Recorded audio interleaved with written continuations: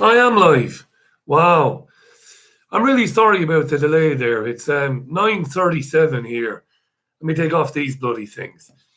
I've had a load of help from Graham Booth and Hayden Hewitt of Trigger Warning fame to set up this broadcast system where I could read the papers with you in the mornings, and I could put all sorts of lovely graphics and images on screen while I'm doing it. And I've been at it for a couple of hours preparing all of it, but it wouldn't start for me.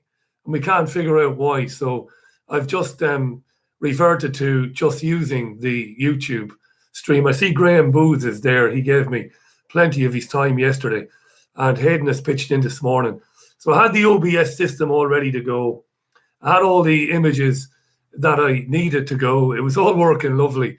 But when I went to stream live through it, it wouldn't work for me, and I can't figure it out. So we're going to have to come at it again maybe later on, and hopefully get it all set up for tomorrow. So I'm really sorry about that, because I put a bit of time into it. I'm like a big child. I could start crying now. Not really, but these things happen. The best laid plans of mice and men. Hi to Jennifer Garcia, who's listening to this in the small hours of the morning in Florida, was watching it. Good morning, Jennifer. Nice to hear from you. So yeah, I'm a bit cheesed off really, because this only really works well, a newspaper review, when you can see the newspapers. And when I look at the stories inside the newspapers, you can see those newspaper stories as well on screen. And like I said, Graham spent quite a bit of time with me yesterday, going through it with me. And I played around with it and liked it. It's very simple, and had a go at it this morning. It was all working really well. But when I went to live stream using the various keys, the keys were all right, by the way, Graham. I did make it. I did make it, but not properly. I'm not using the broadcast system that I wanted to use. But anyway, look, little technical difficulty. We can come at it another way, and maybe be able to do it tomorrow. Jason already says no mention of 5G. What does that mean? Don't fucking start with me at 9:40 on a Wednesday morning. I spend more time talking about 5G than anybody else. But you've got to have a variety of subject matter in your radio shows, Jason.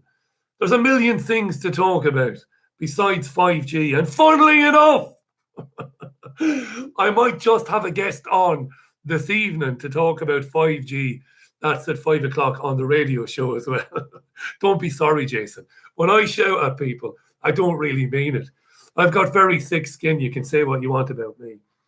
I only had 2 emails of complaint about the interview I did with Mel V yesterday, which was very critical of certain quarters of the so-called independent media here in the UK. I'm not going to dwell on this at all, because there's nothing to be gained. One of the things that they bang into your head when you work in commercial radio, and they're right to do it, they properly bang on about it. They say, don't ever criticize other radio stations or other radio presenters, because it only draws attention to them and it makes you look small. That's the advice you're given when you're starting out. And when I was working for City and Guilds, teaching others how to produce radio programs, I said the same to my students. I said, don't waste your time bashing somebody because you look like an idiot ultimately. Now, in the case of critiquing the output of independent or alternative media organizations, that's a different thing. And I reserve the right. And I reserve the right to personally criticize any man or woman who goes on YouTube or goes onto a podcast and makes a claim about anything. I reserve the right to do that. And I will continue to do it. And the independent media are fair game every bit as much as the mainstream media. And what's good for the goose is good for the gander. I know, or I've been made aware of, that there are people who sometimes use clips of my program and call me a fucking idiot and criticize the information that is disseminated on my program. But that's good. But you'll never hear me crying about that. You never hear me saying, "Oh, I'm being attacked." Nobody's attacking me. If I go on the air at 5 o'clock every day and make claims in my monologues about whatever, about Brexit, about vaccines, about the nature of reality, I'm wide open to be criticized for that. And if I ever go on air and knowingly broadcast false information, well, it's just tough tits, really, if somebody else decides to go on YouTube or on a podcast and say that Richie Allen is a liar. So only a couple of complaints about the broadcast with Melanie V yesterday. Look, it's never personal with me. I'm a loner, lone producer, lone presenter. I don't know very many people, and I don't get on with very many people. I've never gotten on with very many people. Most people, when they get to know me for long enough, I rub them up the wrong way. A lot of people don't get me. I'm very much in your face with what I think and what I feel. But I'm also, as I said, very thick-skinned. I don't get upset when other people are like me. But a lot of people don't like me because of my kind of upfrontedness. So I will continue where I see false information or bad practice in the independent media. I will continue to talk about it, not because I think I am in any way a kind of a police force or that I have any right to police the alternative media. I certainly do not, but I do have the right to say, listen, what you said there about Hampstead or about Melanie Shaw, it's a lie, and I can prove that it's a lie. And if you don't like me saying it, well, either come on the program and face the music, they won't do that, or shut up and go back to putting out fake news and to conning millions, not millions, hundreds of people, certainly not millions. Graham says, Graham Booze, in that case, I'm going to have to rethink my entire #NotIrish angle for Sunday View.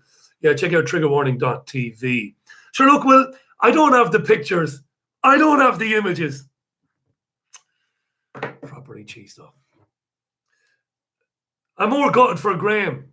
Mostly Graham yesterday and Hayden this morning. Old Hayden was at the doctor's this morning. So I've not even got this thing. I've not even got the stuff here. So it's all messed up. But look, the papers are full of the Jeremy Corbyn anti-Semitism thing again this morning. They're also full of the Conservative Party leadership contest. But the anti-Semitism thing, that the Equality and Human Rights Commission, I've got it here, have I? Got it on the old tablet. The Equality and Human Rights Commission yesterday said that we're coming after the Labour Party. We're going to take these allegations of endemic anti-Semitism in the Labour Party seriously, and we're going to investigate. Now, the Labour Party itself was very much instrumental over the years in setting up organisations like the Equality and Human Rights Commission, ironically. And it was a guy called Mike Katz at the Jewish Voice for Labour. Is that right? Or is it the Jewish Labour Movement? I think it's the Jewish Labour Movement, isn't it? Again, I had all this stuff all laid out for you. I'm going to keep blaming the tools. A bad workman blames his tools. That'd be me. Hi to Joe Public, by the way. Did you just donate £2, Joe? Thanks very much, mate. That's really, really kind of you. I don't know how you did that, but thanks very much for doing it. Anyway, I really appreciate that. That's very nice, that. Hi to William Gibson, but you can't speak up for Palestinian atrocity, says William. Yeah. Does that mean you can't speak up about atrocities committed by Palestinians or by Hamas? But you can. Listen, when I presented radio in Spain, I used to have arch Zionists come on my program all the time, including David Rubin, who's a Tel Aviv-based Zionist who's originally a New Yorker who moved to Israel with his family, repatriated, went there, and is an absolute Zionist to the bone. And I used to bring him on and argue with him. And he would come on and he would argue, and I would argue with him. And in fact, when I was at TPV in London, you might remember, I put him and Gilad Atzmon on the same program for a debate. It was brilliant stuff. Joe says, what about 5G, Richie? Well, I'm going to come at it again tonight on the radio show, Joe. Look, I am intellectually, when it comes to technology, when it comes to things like telecommunications, wireless telecommunications, phones, maths, I know nothing about these things personally, nothing. I'm a layman. I'm a broadcaster, journalist, a guy who does a monologue for 20 minutes where I open my big Irish mouth and spew out all sorts of opinions. But then I interview a couple of people who've got opinions on whatever we're talking about that day. So I've interviewed people like Chris Busby. I've interviewed people like Barry Trower. I've interviewed people like Anne-Marie Carey. I've interviewed people like Ilana Freeland. I've interviewed Deborah Tavares. I've had all of these people on. I've had academics on. And they say that the human health impact of 5G on people, but particularly very young people, because their skulls are not fully developed as my baldy dome is, for example. The impact of Mark Steele, that's right, Mark Steele was on the program. Mercian says, thanks for having Mark Collett on last night. 100%. I will always have people on the program that I don't agree with. Always. I think it sets me apart in the alternative media. Cliff says, will Barry Trower be on? Well, I'm due to speak to Barry on the telephone in a few minutes after I get done speaking to you, and I'll be inviting Barry on again real soon, Stuart. So there you are. So yeah, there's no doubt in my mind that 5G, which is being rolled out in this country, is going to have a catastrophic adverse effect on our health. But I don't say that because I know this. I say that because academics that never get a look in on the television or on the radio have been talking and writing peer-reviewed articles in America. We know we've shared these articles online where they say it is an outrage to roll this stuff out without first of all having a human impact health study on it. Now, I broadcast the news a few weeks back and Chris Busby came on where the Belgian Environment Minister said, listen, let's suspend the trial of this stuff because the Belgian people shouldn't be guinea pigs. Of course, Galina says 5G is an agenda 21 to wipe out humanity. I think it's multifaceted. It certainly is going to have a very negative effect on us in so many ways. From a man's point of view, it's going to have a very negative effect on your sperm count, so therefore on reproduction. We know this. We know that non-ionizing radiation already is having an impact on sperm count, on the male sperm count. We know this. We know this because we know that birth rates are down all over the world. The BBC themselves reported on this a few weeks ago. Joshua says, will Jordan be on again soon? I hope so. It's been ages since Jordan was on. I must drop him a line and invite him back. Martin Moran says, anything such as 5G that was first developed as a weapon can't be a good thing to have next to my balls. Exactly. Exactly. Now, I interviewed a man many years ago whose name escapes me, who used to work for Nokia. Some of us that are old enough, I should say, will remember having a Nokia phone. And even older people will remember the big, massive mobile phones. But the Nokia ones, the first ones that became small enough to fit in your pocket. And I interviewed a man many years ago on the radio in Spain. So you're talking back in the late 2000s. And he said, was he anonymous? Did I bring him on anonymously, but I knew who he was? I think that's how I did it. I knew this guy, and I checked out his bona fides, and he had genuinely worked for Nokia, but he asked to come on my show in Spain anonymously. That's right. I'll dig deep down into my old emails, and I'll probably find that interview, and if I do, I'll put it online. You won't be surprised by what he said. He said that the company at the time knew that the device was unhealthy. They knew it was. They knew that it was unhealthy to do that. And they basically kept it from the consumer. They hid it from the consumer. And he said, so ergo, they also knew that carrying this thing around in your pocket was potentially very serious. And probably millions of men have gone around over the last 15 years, 20 years, with a mobile phone in their pocket for years. Imagine the effect that has had on their ability to produce healthy, viable sperm. And worse again, imagine the amount of men who found lumps on their testicles because of that. I never carry that fucking thing in my pocket. I never have it anywhere near my body. When I say anywhere near my body, it's usually a couple of feet away from me on a table. And at night time, it's turned off and it's not in the bedroom. It's deadly. The cutting down of trees is a real thing to provide space to put these masts up to roll out this 5G. I reckon the vast majority of the public, the vast majority of the UK public have no idea. That in Belgium they're saying, don't do this, not yet until we know how serious it is.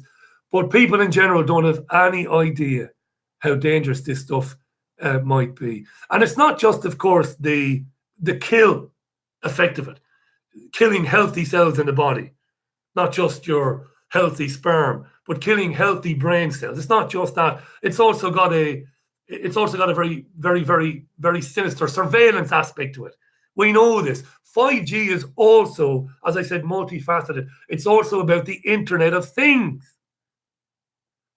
where you have your fridge connected to your oven, connected to your smart meter, where they can spy on you. How did they do that, Richie?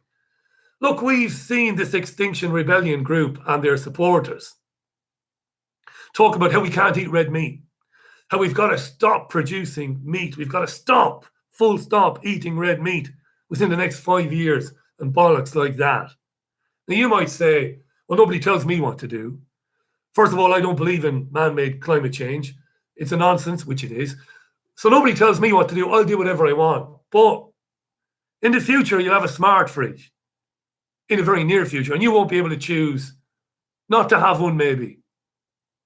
Maybe. And other smart appliances in your house. And with the surveillance ability that brings to the establishment, or with the surveillance ability it gives them, they can say, well, why are you eating so much red meat? You shouldn't be doing that. And maybe that will be married to a social crediting system. Imagine that. You're not a good citizen. You're doing things which are not good for the environment. So we're going to have to demerit you a bit on your social credit score. See China. Jennifer Garcia there in Florida saying, see China. Exactly. Exactly. Kareem says 6 million households have rejected smart meters. Yes. Now, here's another thing. We've moved into a property very recently, as you know. Here we are. When we arrived, trigger warning, I don't know if this is Hayden or Graham, says our social credit system will be corporate rather than government. That's a prediction. I have a lot of sympathy with that argument. Ultimately, corporation supersede. Well, corporations own governments anyway through central banks. It's something that we've gotten into in my programming for years and years and years. He's absolutely right. Imagine that. You're doing something which harms the environment. Do you remember Richard Haas, the top man at the Council of Foreign Relations, the Round Table Group? Do you remember him last year, 2 years ago, talking about we've got to have World Order 2.0? What's World Order 2.0? Well, Richard Haas at the Council of Foreign Relations. This is one of these many think tanks, by the way. Graham says when the corporations are working hand in glove with governments, there's no difference. Exactly. Hayden came back to say, we're already seeing it. There's a company which monitors your social media behavior and passes that to concert promoters to decide if you should be allowed in. And this is why you should watch triggerwarning.tv. Watch Trigger Warning TV because they've covered this stuff. And they're on top of this particular story. And I know they've broadcast this story about the concert passes. Imagine that. Merseyrail said, okay, we won't put up the posters of Morrissey's new album anymore. Now, I love Morrissey, but his new albums are shit. They really are. Oh, Moz, what happened to you? And one commuter said, why are you putting up Morrissey's posters? He wore a For Britain badge, Anne-Marie Waters. That's his business, isn't it? If he wants to support For Britain or the BNP or UKIP or anybody else, that's his business. I know I'm segueing a bit there. But Merseyrail said, yeah, doesn't represent our values. So what Hayden is saying, you could end up going about your business with a pin that supports Carl Benjamin, Count Dankula, Tommy Robinson, which is your right if you want it.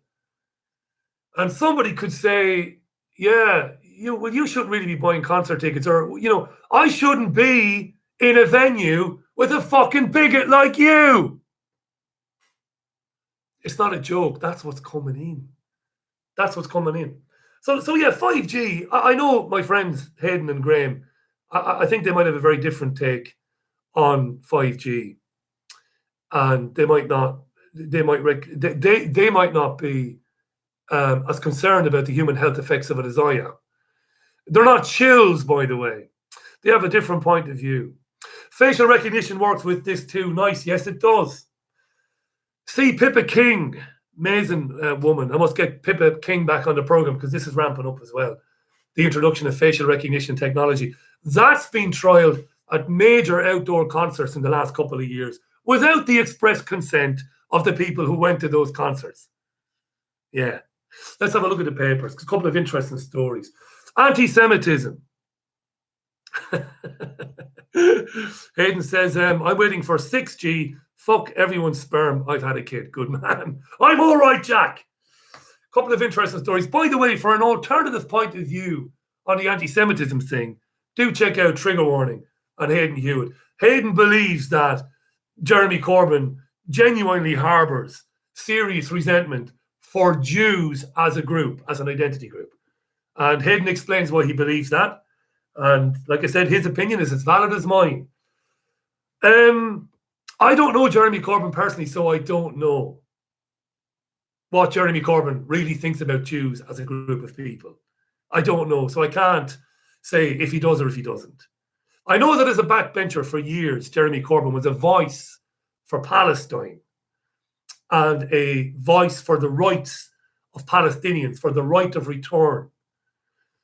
Hi to Ev Rev Designs, and thanks so much for that donation. That's incredible. How's this happening? Is this super chat or something? I have no idea. But thank you. That's a lovely thing. I really appreciate that. I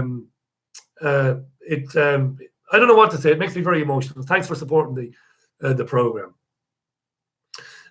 So the papers are full of Jeremy Corbyn. Joe Public says, get on with the papers. Good man. He's absolutely right.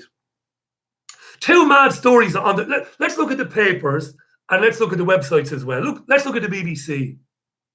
Dreadful story here. Can I minimize this? I can. I can minimize this screen, and I can have a look at the. I can have a look at the papers as well at the same time. Yeah. Can I do this? I can't. Jesus, I'm useless, huh? The BBC features a man. Two stories this morning. David Icke often talks about connecting the dots. Dot connected. Looking at 5 or 6 different stories in the news on one day. Seemingly unconnected, but they're connected. The BBC are featuring an interview on its website today. Check it out, bbc.co.uk/news. It's an interview that's very hard to watch because it's with a man in a wheelchair, a disabled man who's homeless, who's living on the streets. He's nowhere to go. And you can see that interview at bbc.co.uk. If you want me to put a link to it on Twitter later on, I will. And look, I'm not virtue signaling here. I can't even say it without welling up. People on the streets, it's bad enough people on the streets that are able-bodied, that can get around. But people in wheelchairs on the streets of Britain means that this is a failed state. It's a failed state when your brothers and sisters, your neighbours, are on the streets. When you've got people who are in wheelchairs on the street because there's nowhere for them to go and you don't have any money. And that's on the BBC today, bbc.co.uk. And equally on the BBC today, and the boys did a great job of helping me set up this OBS, Hayden and Graham. They did everything right. It all worked, but it wouldn't connect to YouTube. So I can't show you all these pictures, which is really pissing me off today. But there's a massive story by Daniel Wainwright for the BBC News today that says English councils warned about running out of reserve cash. Councils across the country are saying, we have no money and we are going to be at level zero in terms of funding within weeks or within months without support from central government. Central government is telling, and this is why you have no facilities, you have no shelters, you have no place to go for people, disabled men and women, mentally unwell men and women who find themselves on the streets. Analysis by the BBC has identified 11 authorities that will have fully exhausted reserves within 4 years in total unless they top them up. They're at breaking point now. Councils have faced cuts to government funding and rising demand for services such as social care, while MPs have warned that children's services are at breaking point. That's the lead story on the BBC today.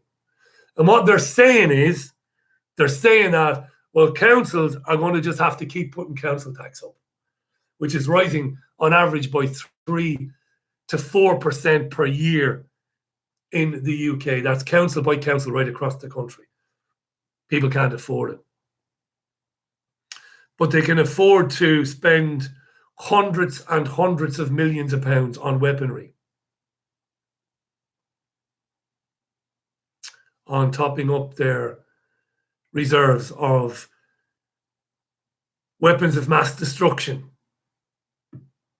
and the military-industrial complex, but they can't afford to fund local councils. That's a massive story.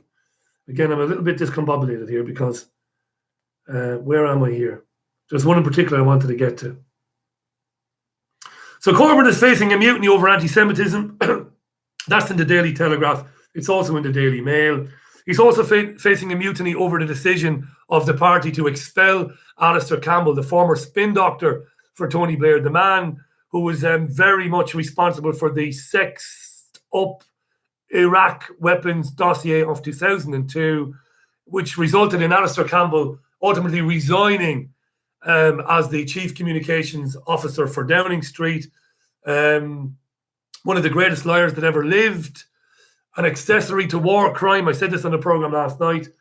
Some of the other Labour Party grandees like Charles Clarke and Bob Ainsworth have come out strongly against the expelling of Alistair Campbell and have said, well, if it's good enough to expel him, why don't you come and expel us as well? The reason given for kicking out Campbell was because on election count night, on vote count night, the EU votes on Sunday, Campbell said, well, I voted for the Lib Dems because they were the only party with a clear position on trying to secure a second referendum. Right. That's all in the Mail as well. When the Mail talks about anti-Semitism in the Labour Party, according to the Mail, the decision by the Equality and Human Rights Commission to investigate Labour over anti-Semitism is one of the most shameful days in the party's history. Several leader columns in other papers are highly critical of Labour and Corbyn in the wake of this decision as well. You know what I think about it? There's no need for me to waste any of your time.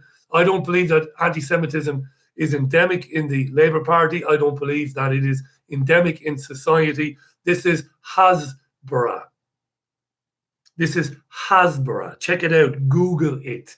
It's a wonderful propaganda machine of the Israeli government, of Zionism. It works 24 hours a day around the clock with tens of thousands of people seeking to label anybody who criticizes the state of Israel the illegitimate apartheid, racist state of Israel. Anybody who does that must be denounced as an anti-Semite. I don't know what Jeremy Corbyn thinks about Jews as a group. I don't know. But I would guess that he doesn't have or harbour hatred for Jews as a group, full stop. Leaving aside what Israel does. Forgetting about Israel and the greater Israel project. The Nile to the Euphrates. Forget all that, which is real. Forget that. Does Corbyn dislike Jews as a group? I'd be very surprised if that was the case. I don't know too many people. I've had people on the programme who believe that Jews are a evil little clique. I've had them on. David Duke. I had a guy on from California who did very well in the primaries in California, who said that the Jews possess an evil gene. Wow, they exist, these people. Right. But does Jeremy Corbyn think that? I doubt it. But there are others whom I like very much who disagree with me. Check them out. Listen to all sides of it. I don't think he does. The campaign against anti-Semitism is delighted today. The Times is running with the leadership contest for the Conservative Party on who really believes in a no-deal Brexit and who doesn't. Esther McVeigh has written a column there today where she says the only way to properly leave is with a no deal. She's right, but would she do it? Would she be allowed to do it? The Daily Express says that millions of crime victims have been left high and dry because of police cuts. Of course. And they use the knife crime epidemic in the country and in London to Kim Ersworth thinks that Jeremy Corbyn hates Jews. Wide Awake Radio says, I seriously doubt Jeremy despises Jews. Williams says, but can protect net and poo-poo, but not two doctors locked up for curing cancer. Right, you've lost me there. Again, you're probably talking to one another. Hi to Jack Woolley, who's in Tasmania, the island strait of Australia. How you doing, by the way? Here's the story. I'm gonna read this, and if Hayden is still watching, I'd be interested in a point of view. He's probably going to be all over this with Graham Booth, or Graham might do it himself on the next trigger warning podcast or live broadcast. It's a story in the Daily Mail, and I think it's one of the most important stories of today. David Noakes will be back on the program real soon. I've known David Noakes for years. I interviewed David for many years about the European Union. And then I interviewed David Noakes about David's claims about GC math. And if you remember my interviews with David Noakes, you'll remember that they were fair interviews. I took the establishment point of view while giving David a chance to explain. And I gave him a bit of a chasing on the program. And David was very good about it and he didn't mind. That's proper journalism, by the way. David has been exploited by a few truthers. You know who they are. David shouldn't have went to prison, but he also didn't box clever in the way that he went about GC math. And he's going to be back on the program real soon. Maybe today, maybe tomorrow, David. And I'll be glad to welcome him back on. Here's a story. Child-friendly crackdown on internet will put free press at risk, warns Society of Editors. Child-friendly crackdown, and Hayden Hewitt will be all over this. Trigger warning and lively. Child-friendly crackdown on internet will put free press at risk, warns the Society of Editors. What does that mean? This is about new rules that have been designed to allegedly make the internet safe for children. But the Society of Editors is saying these new rules is going to be really harmful for newspapers and websites. So what do the new rules to protect children online propose? Well, very straightforward. They propose a limit on online advertising.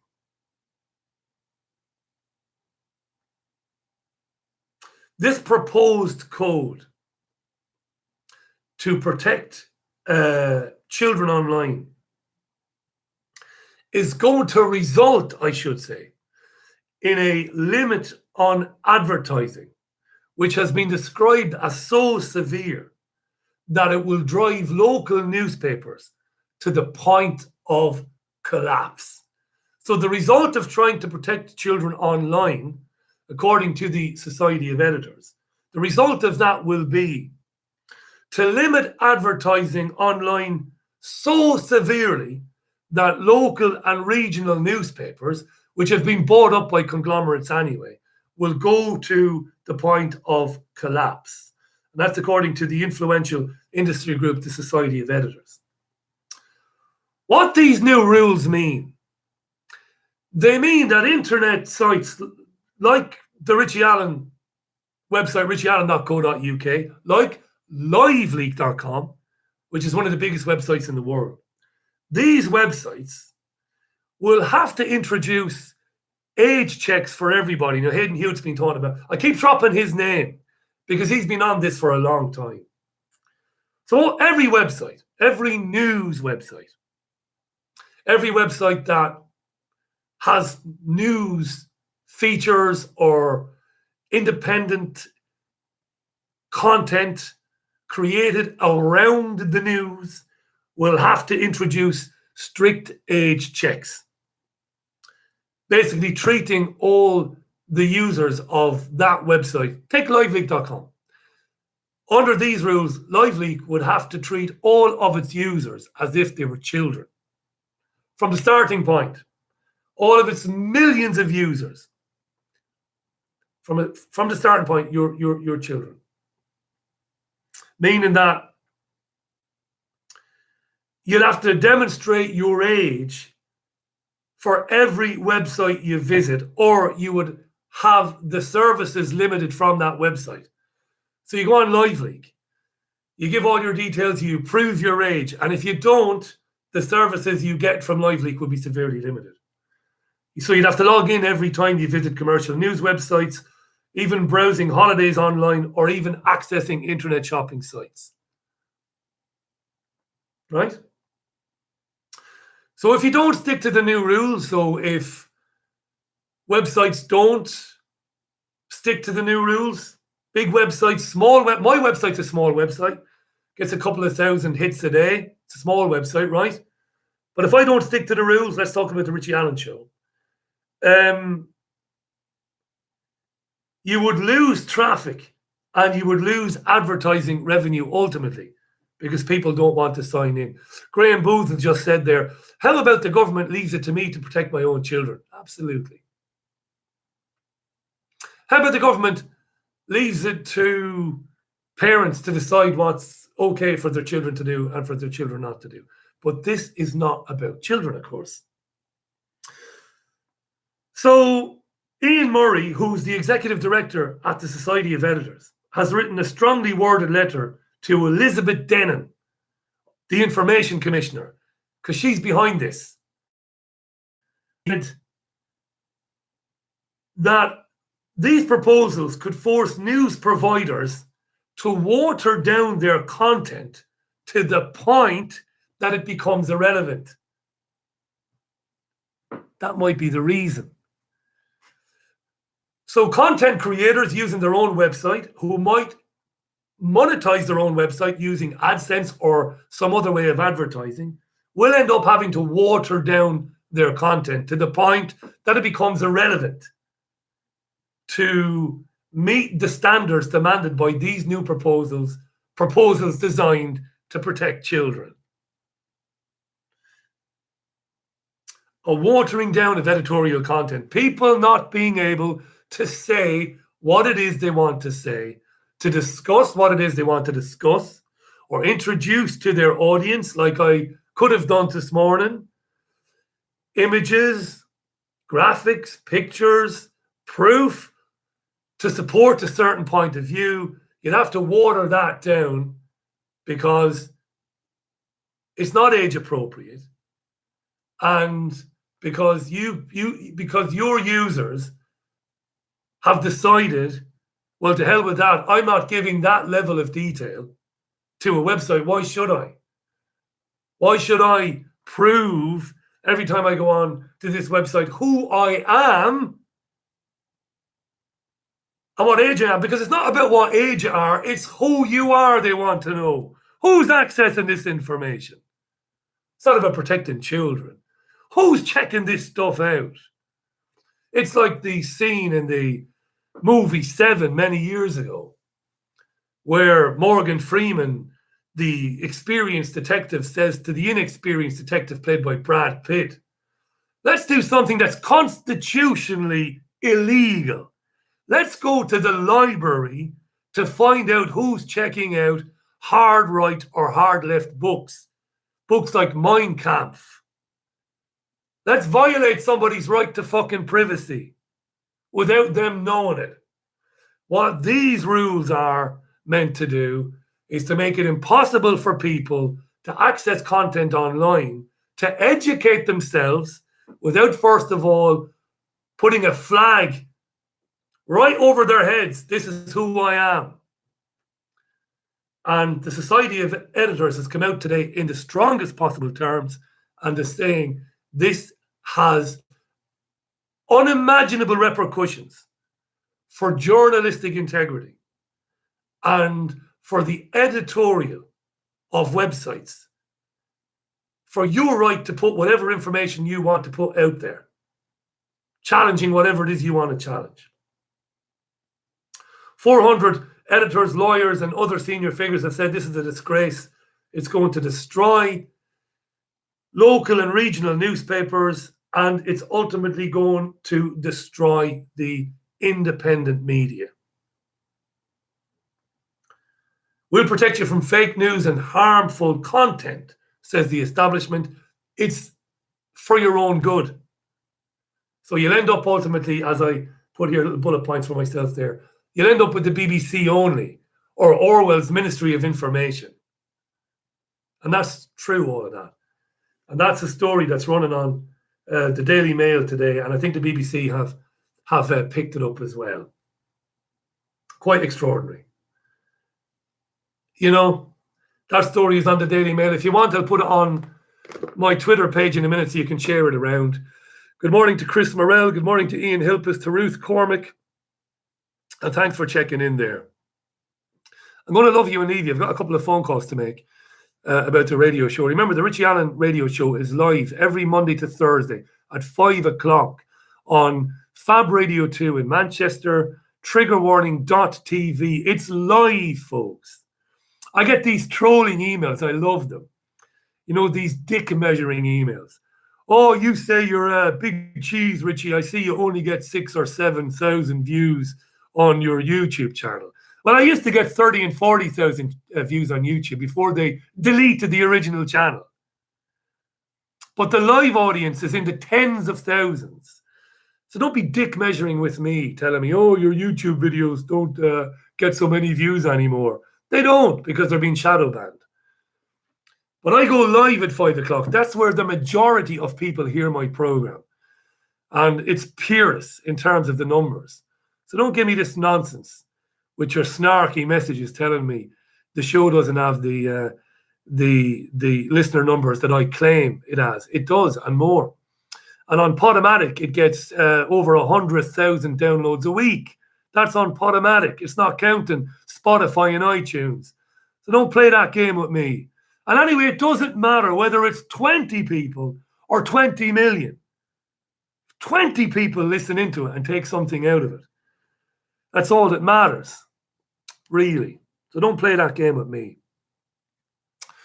Right, look, I look forward to speaking to you at 5, and we'll chat then. Massive shout out to Graham Booth and Hayden Hewitt. These guys are the independent media. These guys support people and get them on air. People whose point of view they do not agree with. Isn't that the most amazing fucking thing in the world today? While the rest of the independent media is choking itself on, oh, don't talk to him because he says this, or don't talk to him because he interviewed a far-right lunatic. self-censorship. These guys are enabling those whom they disagree with to get a start in the independent media. That is how ultimately we will change this paradigm. Isn't it wonderful? I really mean it. People who go out of their way to get people on the air whom they think are fucking morons. Yes, that's how you do it. Speak to people whom you disagree with. Having an argument or a discussion is a wonderful thing. I enjoy so much more speaking with people like Mark Collett last night, who's a smart guy. He's a bright man, that lad. He wrote a very interesting book.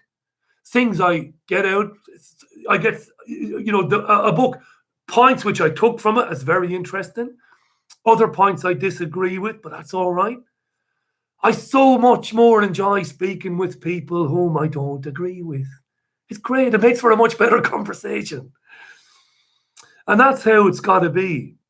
And when you're on Twitter, and because Hayden Hewitt or Graham Booth might take a different point of view than you do on whether or not vaccines work or not. Tough shit, Paddy. That's their point of view. And you should learn to live with it. Learn to live with the fact that you're surrounded by people who disagree with you. I said this to Peter Tatchell. I love the man, the things he's done for people, not for gays and lesbians, for everybody. You know, and don't come back with this, Peter wanted to lower the age of consent. He did not, ever. This has been debunked by me. And I've debunked it in videos I made. He did not. His enemy set that up. He did not want to lower the age of consent. What he wanted to do was he wanted to decriminalize people who had convictions. He didn't want to decriminalize people.